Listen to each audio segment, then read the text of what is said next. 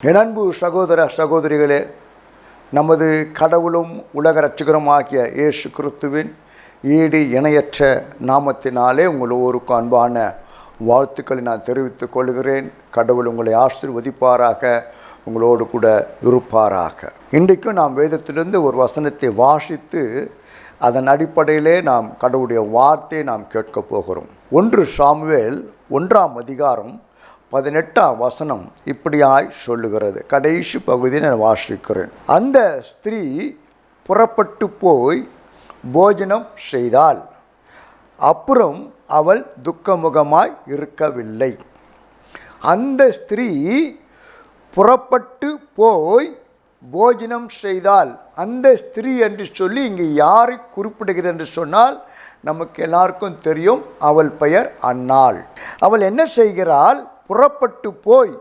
புறப்பட்டு என்று சொன்னால் அதில் ஒரு அர்த்தம் இருக்குது. எந்த இடத்திலிருந்து அவள் புறப்பட்டாள், ஏன் அந்த இடத்திற்கு சென்றாள், அந்த வார்த்தை நல்லா நம்ம கவனிக்கணும். வேதத்தை வாசிக்கும் போது வார்த்தைகளை கவனித்து நாம் அறிந்து கொள்ள வேண்டும். அந்த ஸ்திரீ புறப்பட்டு போய் அப்படி என்றால் அந்த இடத்திலிருந்து அவள் புறப்பட்டு போகிறாள். எந்த இடத்துல இருந்து ஏன் அந்த இடத்திற்கு போனாள் என்று சொல்லி நாம் அறிந்து கொள்வது நல்லது. புறப்பட்டு போய் போஜனம் பண்ணினாள் அப்படின்றால், போஜனம் என்றால் சாப்பிட்டாள், ஆகாரம் உட்கொண்டாள். அடுத்த வசனம் சொல்லுகிறது, அப்புறம் அவள் துக்கமுகமாய் இருக்கவில்லை. இங்கு நாம் அந்த வார்த்தையை கவனிக்க வேண்டும். அப்புறம், அப்படி என்றால் அந்த அப்புறம் என்ற வார்த்தைக்கு என்ன அர்த்தம்? அதற்கு முன்பதாக பல நிகழ்வுகள் நடந்திருக்கிறது, பல நிகழ்ச்சிகள் நடந்திருக்கிறது. அதாவது அன்னாள் என்ற ஸ்திரீ பல காரியங்களை செய்திருக்கிறாள், பல நடவடிக்கைகளில் ஈடுபட்டிருக்கிறாள் என்று சொல்லிதான் அர்த்தம். ஆகவே அதெல்லாம் அவள் செய்து முடித்த பிறகுதான் அப்புறம் என்ற வார்த்தை வருகிறது. அப்புறம் அதற்கு முன்பதாக பல நிகழ்வுகள் நடந்திருக்கிறது, காரியங்கள் நடந்திருக்கிறது, அவள் செய்திருக்கிறாள். அதெல்லாம் முடிந்த பிறகு அப்புறம் வேதம் என்ன சொல்லுகிறது? அவள் துக்கமுகமாய் இருக்கவில்லை. அப்படி என்றால் என்ன அர்த்தம்? அவள் இதற்கு முன்பதாக துக்கமுகமாய் இருந்திருக்கிறாள், அதான் அர்த்தம். துக்கமுகமாய் இருக்கவில்லை என்று சொன்னால் அவள் அதற்கு முன்பதாக துக்கமுகமாய் இருந்திருக்கிறாள். அவள் துக்கமுகமாய் இருந்ததற்கு என்ன காரணம்? இதை நாம் அறிந்து கொள்ளும் போதுதான் அவள் எங்கிருந்து புறப்பட்டாள் என்று சொல்லி, ஏன் அங்கு போனாள் என்று சொல்லி நாம் அறிந்து கொள்ள முடியும். என் அன்பு சகோதர சகோதரிகளே, இந்த ஸ்திரீயால் அன்னாள், அன்னாளுடைய நாம் வாழ்க்கையை கவனித்து பார்க்கும்போது அன்னாள் ஒரு சாதாரண பெண்மணி தான். அவளுடைய வாழ்க்கையில் துக்கமுகமாக இருப்பதற்கு எந்த பிரச்சனையும் இல்லை, பண கஷ்டமும் இல்லை, அவளுக்கு எந்த போராட்டமும் இல்லை, அவளுக்கு வியாதியும் இல்லை. ஆனாலும் வேதம் சொல்லுகிறது அவளுடைய வாழ்க்கையில் ஒரு கவலை சூழ்ந்து இருந்திருக்கிறது. அது என்ன கவலை? அவளுக்கு குழந்தை பாக்கியம் இல்லை. குழந்தை பாக்கியம் இல்லை. திருமணம் ஆகி பல ஆண்டுகள் ஆகியும் அவளுக்கு குழந்தை பாக்கியம் இல்லை.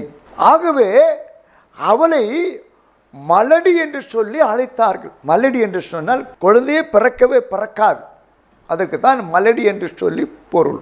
அவளுடைய கணவனுடைய முதல் மனைவி பெண்ணினாள் என்று சொல்லுகிற அந்த மனைவிக்கு குழந்தைகள் உண்டு, பிள்ளைகள் உண்டு. ஆகவே பிள்ளை இல்லாத, குழந்தை பாக்கியம் இல்லாத இந்த அன்னாளை அவள் கேவலமாக நினைக்கிறாள், துச்சமாய் மதிக்கிறாள், மலடி என்று சொல்லி அழைக்கிறாள். பல விதங்களிலே அன்னாளை மனமடிவாக்குகிறாள், அதனால் வேதனைப்படுத்துகிறாள். அதாவது வாய் சொல்லாலே அன்னாளை துக்கப்படுத்துகிறாள். இப்போது இதுதான் அன்னாளுக்கு ஒரு கவலை. என்ன கவலை? குழந்தை இல்லையே என்று சொல்லி. ஆனால் இவளுக்கு குழந்தை இல்லை என்று சொல்லி இந்த நிலைமை ஒரு இயற்கையானது அல்ல. ஏனென்றால் வேதம் சொல்லுகிறது, 1 சாமுவேல் 1ஆம் அதிகாரம் 6ஆம் வசனத்திலே, கர்த்தர் அவள் கர்ப்பத்தை அடைத்திருந்தார். அவளுக்கு இயற்கையாகவே குழந்தை பாக்கியம் பிறக்காது என்பது அல்ல. ஆனால் கடவுள் அன்னாளுடைய கர்ப்பத்தை அடைத்திருந்தார். அப்போ நமக்கு ஒரு கேள்வி வரும், ஏன் கடவுள் அன்னாளுடைய கர்ப்பத்தை அடைக்க வேண்டும்? அன்னாளுக்கு ஏன் இப்படி ஒரு மலடி என்ற பெயரை அவர்கள் எல்லாரும் அழைக்க வேண்டும், அந்த நிலைமைக்கு கொண்டு வர வேண்டும்? அன்னாளுக்கு எப்படிப்பட்ட ஒரு கவலை உண்டாக்க வேண்டும் என்று சொல்லி நினைக்கலாம். எனக்கு அன்பான சகோதர சகோதரிகளே, கடவுள்தான் அன்னாளுடைய கர்ப்பத்தை அடைத்திருந்தார்.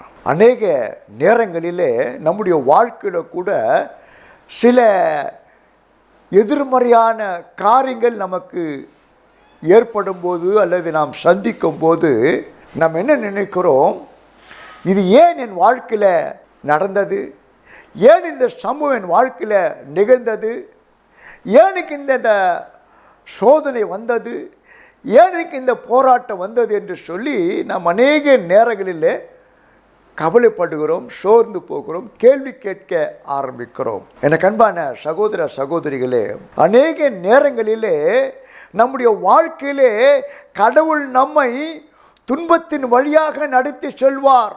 ஆனால் அது நிலையாக இருக்காது.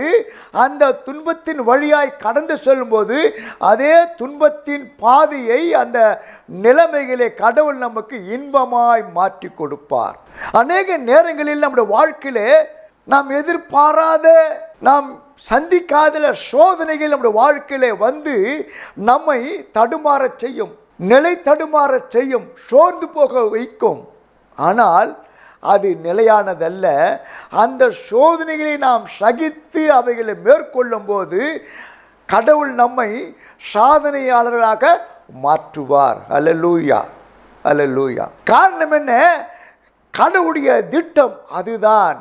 கடவுள் ஒரு மனிதனையோ அல்லது ஒருவரையோ இந்த உலகத்தில் படைக்கும் போது ஒரு திட்டத்தோடு படைக்கிறார், ஒரு திட்டத்தோடு வைக்கிறார், ஒரு திட்டத்தோடு உருவாக்கி கொண்டிருக்கிறார். அதுதான் அவருடைய குறிக்கோள். உலகத்திலே எந்த மனிதனையும் கடவுள் சாதாரணமாக நான் இவனை படைக்கிறேன்னு சொல்லிட்டு படைத்து வைக்கவில்லை. ஒவ்வொருடைய மனிதனுடைய வாழ்க்கையிலே ஒரு நோக்கத்தை, ஒரு திட்டத்தை, ஒரு தீர்மானத்தை வைத்து தான் மனிதனை படைக்கிறார். அதே போலதான் அன்னாளுடைய வாழ்க்கையிலே கடவுள் ஒரு திட்டத்தை வைத்திருந்தார். ஒரு நோக்கம் கடவுளுக்கு இருந்தது, ஒரு தீர்மானம் இருந்தது. ஆனால் அதை அன்னாள் அறிந்து கொள்ள முடியவில்லை. கடவுள்தான் என் கர்ப்பத்தை அடைத்திருக்கிறார் என்று சொல்லி அன்னாளுக்கு தெரியாது. ஆனால் அவருடைய கணவன் சொல்லுகிறாள், நான் என்ன கடவுளா உனக்கு குழந்தை பாக்கியம் கொடுப்பதற்கு? கடவுள் அல்லவா உன் கர்ப்பத்தை அடைத்து வைத்திருக்கிறார் என்று சொல்லி அவள் கணவன் சொல்லுகிறாள். அதுதான் வேதம் சொல்லுகிறது. சங்கீதம் 84:6 அழுகையின் பள்ளத்தாக்கை உருவ நடைந்து அதை நீரூட்டாக்கி கொள்ளுகிறார்கள் என்று சொல். ஆகவே ஒவ்வொருடைய வாழ்க்கையில் கடவுளால் ஒன்று அனுமதிக்கப்படுகிறது சொன்னால் அது நிலையானதல்ல. அதற்கு பிறகு ஒரு நன்மை நடக்கும் என்பதில் சந்தேகமில்லை. காரணம் என்ன? அந்த நன்மை நடப்பதற்கு கடவுள் ஒரு திட்டத்தை முன்குறித்து இருக்கிறார். அன்னாளுடைய வாழ்க்கையில் கூட அந்த திட்டத்தை கடவுள் வைத்திருந்தார். நான் யோசித்து பாருங்களேன், ஒருவேளை அன்னாள் சாதாரணமாக மலடியை இல்லாமல் ஒரு குழந்தை பாக்கியத்தை பெற்றிருந்தால் என்ன செய்திருப்பாள்? தன்னுடைய இஷ்டம் போல அந்த குழந்தை வளர்ந்திருப்பாள். உலக பிரகாரமாக அந்த குழந்தை வளர்ந்திருக்கிறோம், அவ்வளோதான், வேறு ஒன்றுமே இருந்திருக்காது. நம்முடைய வாழ்க்கையில் கூட நமக்கு பிள்ளைகள் பிறக்கும் போது நம்ம என்ன செய்கிறோம்? பல கற்பனைகளை செய்கிறோம். என் பிள்ளை இப்படி இருக்கணும், என் பிள்ளை இப்படி நடக்கணும், என் பிள்ளை இப்படி படிக்கணும், என் பிள்ளை வாழ்க்கை இப்படி இருக்கணும், இப்படி திருமணம் நடக்கணும், இப்படியெல்லாம் நல்ல வேலை கிடைக்கணும், இப்படின்னு உலக பிரகாரமான பல சிந்தனைகள் நமக்கு வருகிறது. இது உலக பிரகாரமான ஒரு காரியம். ஆனால் கடவுள் அன்னாளுடைய வாழ்க்கையில் ஒரு திட்டத்தை வைத்திருந்தார். ஏன் கர்ப்பத்தை அடைத்திருந்தார்? அன்னாளுடைய வாழ்க்கையிலே அவளுக்கு ஒரு குழந்தை பாக்கித்து கொடுப்பது நிமித்தமாக அந்த குழந்தையை இந்த உலகத்திற்கு ஒரு பெரிய மனிதனாக அவர் மாற்ற விரும்பினார். அதுதான் அவருடைய திட்டம். நாம் ஒன்றை நன்றாக அறிந்து கொள்ள வேண்டும். கடவுள் ஒரு மனிதனுடைய வாழ்க்கையில் திட்டத்தை வைக்கிறார், அது நல்லது தான். ஆனால் அதை அவரே நிறைவேற்ற முடியாது. அதற்கு மனிதனுடைய ஒத்துழைப்பும் அதிகம். ரெண்டும் இருந்தால் தான் கடவுள் அந்த திட்டத்தை செயல்படுத்த முடியும். பாருங்கள், ஒரு உதாரணமாக ஒரு கம்பெனி இருக்குது, அதில் பல பொருள்களை தயாரிக்கிறாங்க. அப்போ அங்கே இருக்கிற இன்ஜினியர் என்ன பண்ணுவாங்கனாக்கா, அந்த பொருள்களை தயாரிப்பதற்கு வேண்டிய வரைபடங்கள் எல்லாம் வரைத்து அளவெல்லாம் குறித்து கொண்டு இப்படியெல்லாம் செய்யணும், இப்படியெல்லாம் இந்த பொருளை உருவாக்கணும் என்று சொல்லி அவர்கள் பிளான் போடுவாங்க, திட்டம் பண்ணுவாங்க, யோசிப்பாங்க, நினைப்பாங்க, எல்லாம் முடிவு பண்ணுவாங்க. அதனால அவங்க அந்த பொருளை உருவாக்கிட்டாங்கன்னு அர்த்தம் கிடையாது. அதற்கு வேண்டிய திட்டத்தை தீட்டுறாங்க, செயல்படுத்துறாங்க, வரைபடம் வரைகிறாங்க, அளவுகள்லாம் குறிக்கிறாங்க, ஒரு பொருள் இப்படி இருக்கணும்னு தீர்மானித்து விடுகிறார்கள். ஆனால் அந்த பொருள் அந்த அளவுக்கு ஏற்ப, அந்த திட்டத்திற்கு ஏற்ப, அந்த வரைபடத்துக்கு ஏற்ப சரியாக அது உருவம் பெற வேண்டும் என்று சொன்னால் அங்கு இருக்கின்ற தொழிலாளி அதற்கு இசைந்து கொடுக்க வேண்டும், அதற்கு உதவ வேண்டும். ஏன்னா அவங்க தான் அந்த வரைபடத்தின்படி அங்கு கொடுக்கப்பட்ட அந்த ஒரு பொருள் மூலமாக அந்த உருவத்தை அவர்கள் உருவாக்க முடியும், அந்த பொருளை அவர்கள் உருவாக்க முடியும். அதே போலதான் கடவுள் நம்முடைய வாழ்க்கையிலே திட்டங்களை வைத்திருந்தாலும், நோக்கங்களை வைத்திருந்தாலும், தீர்மானித்திருந்தாலும் அதை அவர் இந்த உலகத்திலே நம் மூலமாக செயல்படுத்த வேண்டும் என்று சொன்னால், நிறைவேற்ற வேண்டும் என்று சொன்னால், அது பூர்த்தியாக வேண்டும் என்று சொன்னால் நம்முடைய ஒத்துழைப்பும் அதற்கு கண்டிப்பாக தேவை. நம்முடைய ஒத்துழைப்பு இல்லாமல் கடவுள் எதையுமே செய்ய மாட்டார். அப்படிதான் அண்ணாளுடைய வாழ்க்கையில் கடவுள் ஒரு திட்டத்தை வைத்திருந்தார். அந்த திட்டம் நிறைவேறணுன்னாக்கா அண்ணால் கடவுளுடைய அந்த திட்டத்திற்கு ஒத்து போக வேண்டும், இசைந்து போக வேண்டும். அதற்கு அவர் என்ன செய்கிறார்? இப்படிப்பட்ட ஒரு வழியாய் கடக்க பண்ணுகிறார். அப்போ அந்த வழியாக தான் நாம் என்ன பண்ண முடியும்? தேவனுடைய திட்டத்தை அறிந்து கொள்ள முடியும், தெரிந்து கொள்ள முடியும், புரிந்து கொள்ள முடியும், செயல்பட முடியும். அதற்காக தான் கடவுள் அந்த வழியை ஏற்படுத்துகிறார். அப்படிதான் அண்ணாளுடைய வாழ்க்கையிலே மலடி என்ற ஒரு வழியை உருவாக்கி அதன் மூலமாக அண்ணாள் கடவுளுடைய பாதத்தில் வந்து அழுது புலம்பி முழுதுமாக தன்னை ஒப்பு கொடுக்கிற ஒரு நிலைமைக்கு வருகிறாள். வேதம் என்ன சொல்லுகிறது? அண்ணாள் ஆலயத்திற்கு சென்று தேவனுடைய சமூகத்திலே தன் இருதயத்தெல்லாம் ஊற்றிவிட்டாள். என் அன்பு சகோதர சகோதரிகளை, இந்த வார்த்தை நல்லா கவனிக்கணும். இருதயத்தை ஊற்றிவிட்டார் அப்படின்னா அவளுடைய கவலைக்கு, பாரத்திற்கு, அவளுடைய துக்கத்திற்கு என்னென்ன காரணங்கள் அவளுடைய இருதயத்தை உடைத்ததோ, நொறுக்கினதோ, வேதனைப்படுத்தியதோ, சஞ்சலப்படுத்தியதோ அத்தனையும் ஒன்று விடாமல் கடவுளுடைய பாதத்திலே கொட்டி தீர்த்து விட்டாள். ஒன்றும் மறக்கலைங்க, எதையும் மறைக்கல. தன்னுடைய இந்த நிலைமைக்கு என்னென்ன காரணமோ அத்தனையும் தேவனுடைய சமூகத்தில் தன் இருதயத்தை ஊற்றிவிட்டாள். என் அன்பு சகோதர சகோதரிகளே, நாமும் அநேக நேரம் கடவுளுடைய பாதத்தில் வந்து ஜெபம் பண்ணுறோம். எனக்கு இது வேணும் ஆண்டவரே, அது வேணும், இந்த ஆசீர்வாதம், அந்த ஆசீர்வாதம், பிள்ளைகள் வாழ்க்கையில் இந்த ஆசீர்வாதம், இது நடக்கணும், அது நடக்கணும், எல்லாம் கேட்குறோம். ஆனால் நம்முடைய இருதயத்திலே, சிந்தையிலே காணப்படுகிற சில அநேக காரியங்களை மறைத்து கொள்ளுகிறோம், சொல்ல தயங்குகிறோம், சொல்ல நாம் என்ன பண்ணுகிறோம்? பயப்படுகிறோம். இதெல்லாம் நம்ம ஏன் ஆண்டவருக்கு சொல்லணும்? எதுக்கு சொல்லணும்? நமக்கு தேவையானது மட்டும் சொன்னால் போதுமே? இல்லை.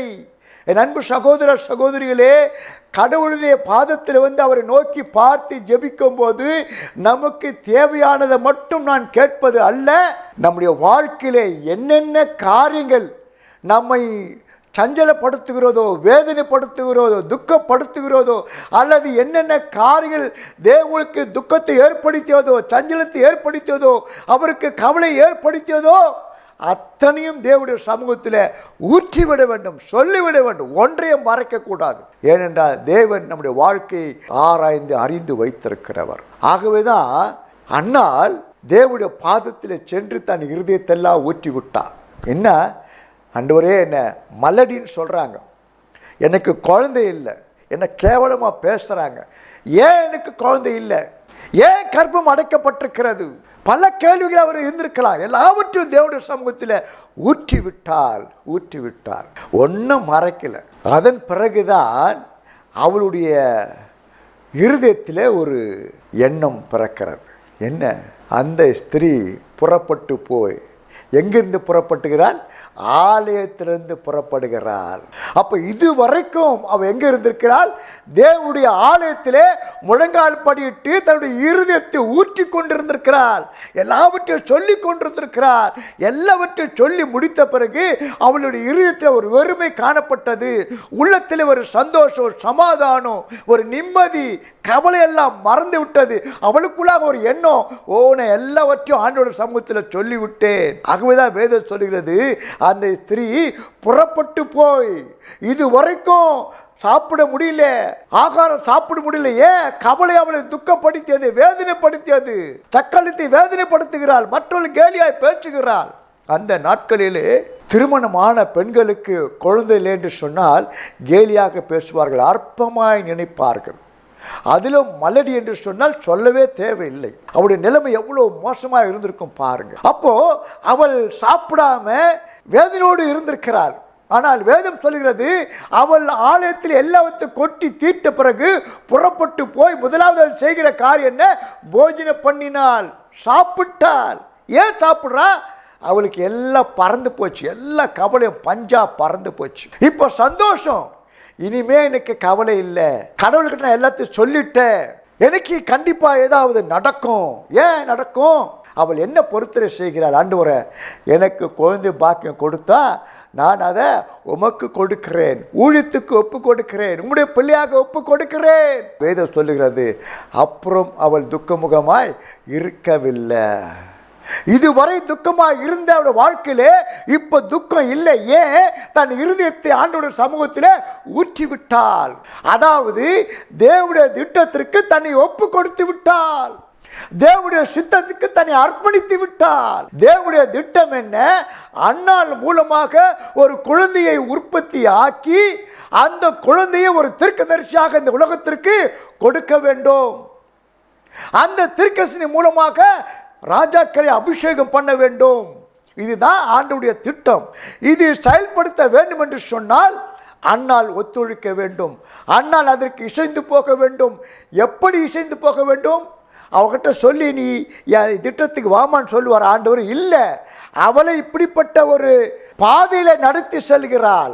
அந்த பாதையின் வழியாய் அண்ணால் கடந்து போகும்போது தேவனுடைய திட்டத்தை அறிந்து கொள்ளுகிறாள், அதற்கு தன்னை முழுதுமாக அர்ப்பணிக்கிறாள், இசைந்து கொடுக்கிறாள், தன்னை முழுதுமாக கடவுளுக்கு தன்னை முழுதுமாய் சார்ந்து கொடுக்கிற உதவி செய்கிறாள்.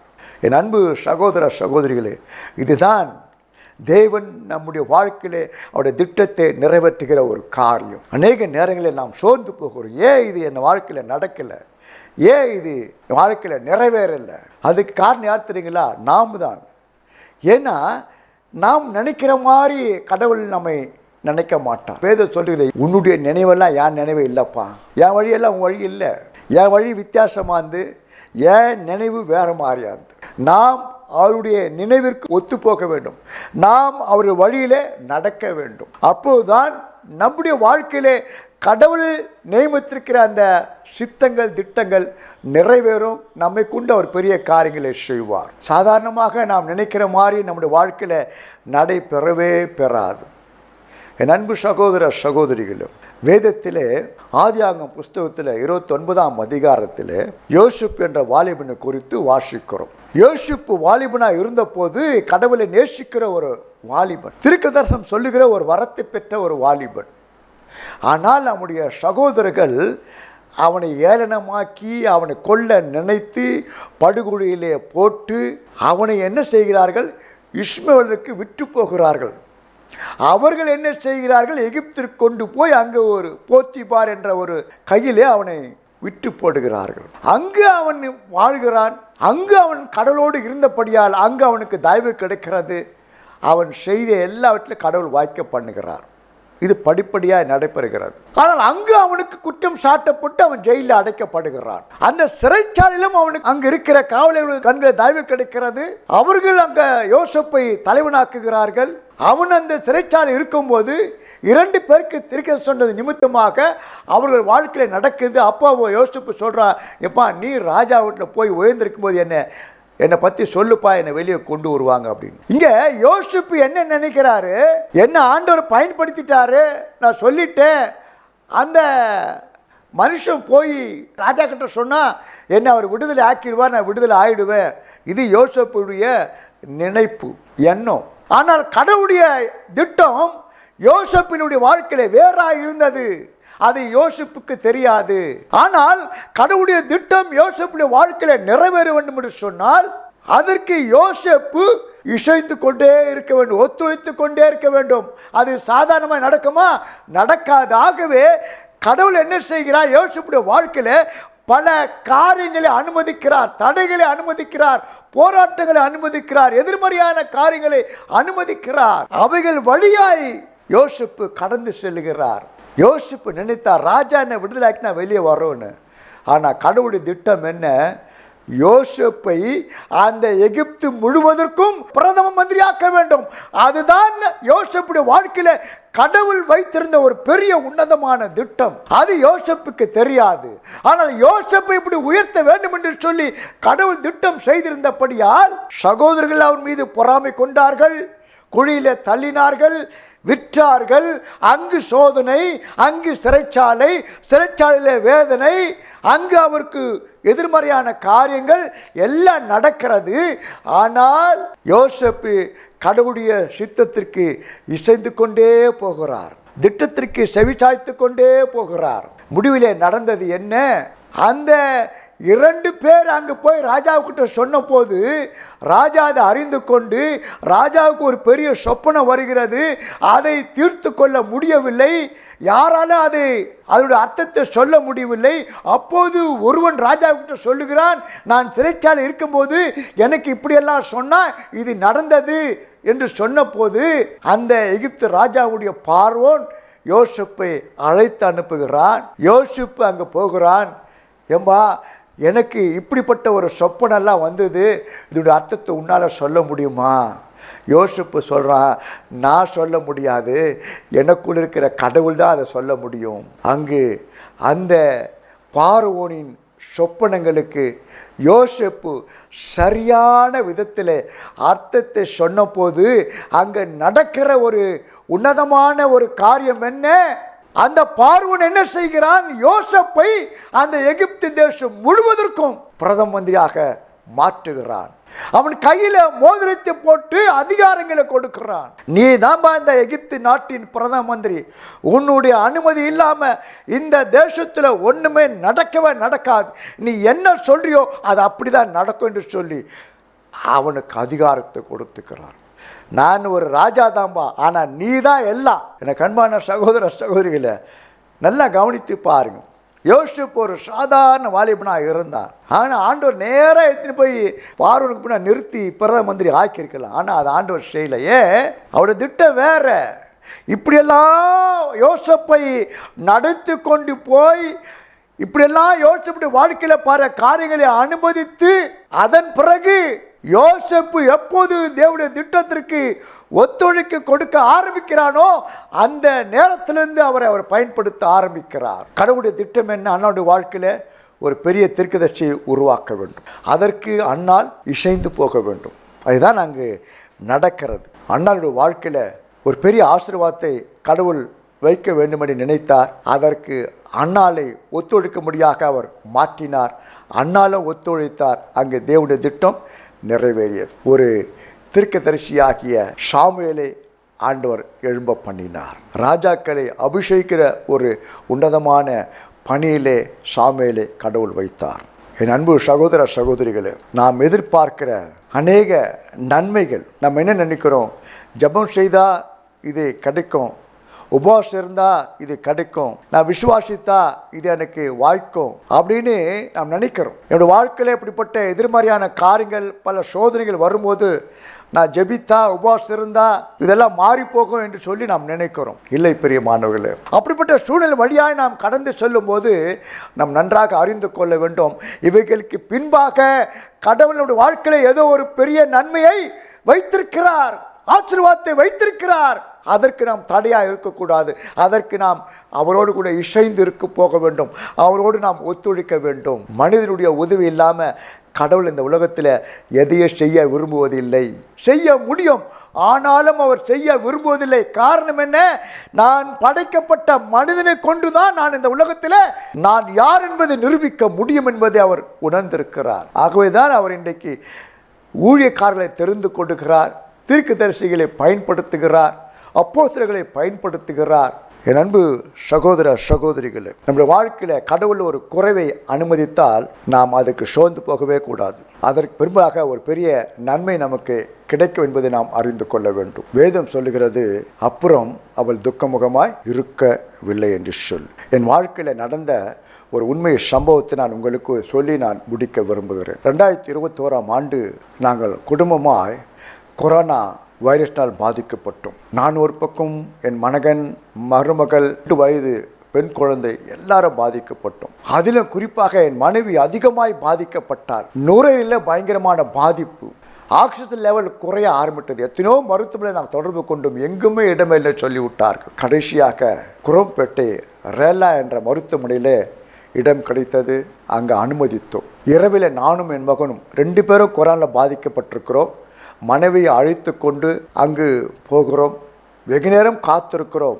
பிறகுதான் ஒரு டாக்டர் வந்து எங்களை மனைவி அழைத்து கொண்டு போய் அனுமதித்து சிகிச்சை கொடுத்தார்கள். அவர்கள் சொன்னார்கள், அவர்களுடைய நுரையீரல் அதிகமாக பாதிக்கப்பட்டிருக்கிறது, அவளுக்கு தொடர்ந்து சிகிச்சை கொடுக்க வேண்டும் என்று சொல்லி அவளை அங்கு அனுமதித்து விட்டோம். தனியாக இருக்கிறார். ஒரு சின்ன ஒரு கட்டை பையில் அவளை துணியை வைத்து அவளை ஒரு அனாதை போல் நான் விட்டு வந்து நான் யோசித்தேன். இதுவரை என் மனைவி நான் அப்படி ஹாஸ்பிட்டலில் விட்டு வந்ததே இல்லை, கூடவே இருப்பேன். ஆனால் அந்த நேரத்தில் அவளை தனியாக விட்டு வரும்போது என் உள்ளம் உடைந்தது.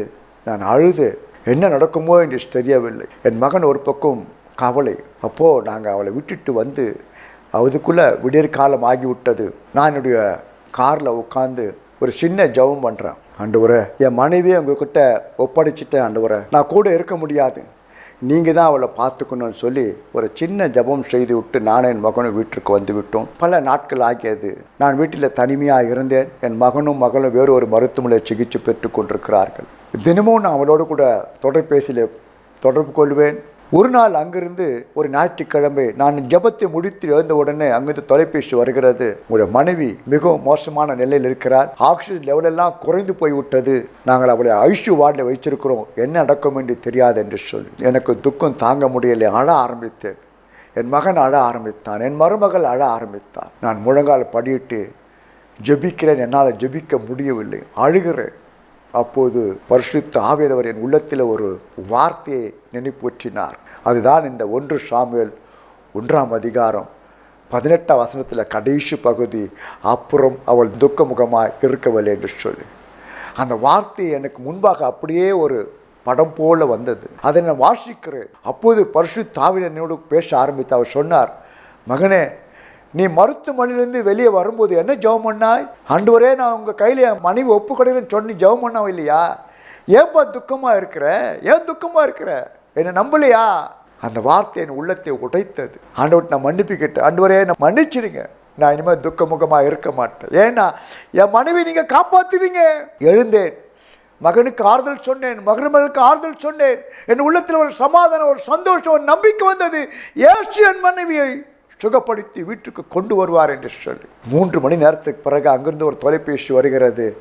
உன் மனைவிக்கு ஆக்சிஜன் லெவல் நல்லா இம்ப்ரூவ் ஆயிடுச்சு, நாங்கள் அவளை நார்மல் வார்டுக்கு மாற்றி விட்டோம் என்று சொல்லி. அல்லேலூயா, அல்லேலூயா. என் அன்பு சகோதர சகோதரிகளே, கடவுள் ஒரு நாள் நம்மை துக்கமுகமாக இருக்க விடுவே இதில்லை. ஆனால் நம்மளுக்கு வாழ்க்கையில் துக்கம் வரும், சஞ்சலம் வரும், வேதனை வரும், போராட்டம் வரும், நிந்தை வரும், அவமானம் வரும், வியாதி வரும், எல்லாம் வருங்க, எல்லாம் வரும். ஆனால் அவைகள் வழியாய் நாம் கடந்து போகும்போது அவைகள் நிலையாக இருக்காது. கடவுள் நம்முடைய வாழ்க்கையில் ஒரு பெரிய நோக்கத்தோடு அப்படியாய் நடத்துகிறார். அதற்கு நாம் இசைந்து போகும்போது ஒரு பெரிய நன்மையை, பெரிய ஆசீர்வாதத்தை கடவுள் நமக்கு முன்பாய் வைத்திருப்பதை நாம் அறிந்து கொள்ளலாம், அதை சோதரித்து கொள்ளலாம். அதுதான் அவருடைய திட்டம். ஆவிக்குரிய கிறிஸ்துவ வாழ்க்கை என்பது சாதாரண வாழ்க்கை அல்ல. அவரோடு கூட இசைந்து போகிற வாழ்க்கை, அவரோடு கூட இருக்கிற உறவில் வாழ்கிற வாழ்க்கை, அவரோடு கூட இருக்கிற ஐக்கியத்தில் பலப்படுகிற ஒரு வாழ்க்கை, அவருடைய திட்டத்துக்கு நம்மை ஒப்பு கொடுக்கிற ஒரு வாழ்க்கை. அதை நாம் மறந்து போகக்கூடாது. என் அன்பு சகோதர சகோதரிகளே, நம்ம இன்றைக்கு அர்ப்பணிப்போம், நம்மை தாழ்த்துவோம், நம்மை ஒப்பு கொடுப்போம். கடவுள் நம்மை ஆளுகை செய்யட்டும், அவரே நம்மை ஆளுகை செய்யட்டும். இனி நாம் அவரை பார்த்து கேள்வி கேட்க வேண்டாம், என்ன வந்தாலும் இயேசுவே நான் உம்மை நம்புவேன், உம்மை பிடித்து கொள்வேன், உம்மை சார்ந்து கொள்வேன், உண்மையை பற்றி கொள்வேன் ஆண்டவரே, உம்முடைய சித்தப்படி என்னை நடத்துகள் சொல்லி ஒப்பு கொடுக்கும்போது அவர் நம்மை ஆளுகை செய்வார், நம்மை நடத்துவார். அவர் சித்தம் போல வாழ்க்கையில் பெரிய காரியங்களை செய்வார், நம்முடைய வாழ்க்கையில் வெற்றியை தருவார், நம்மை சாட்சியாக நிறுத்துவார். அநேகருக்கு நாம் சாட்சியாக இந்த உலகத்தில் வாழ முடியும். கடவுள் உங்களை ஆசீர்வதிப்பாராக. ஆமென்.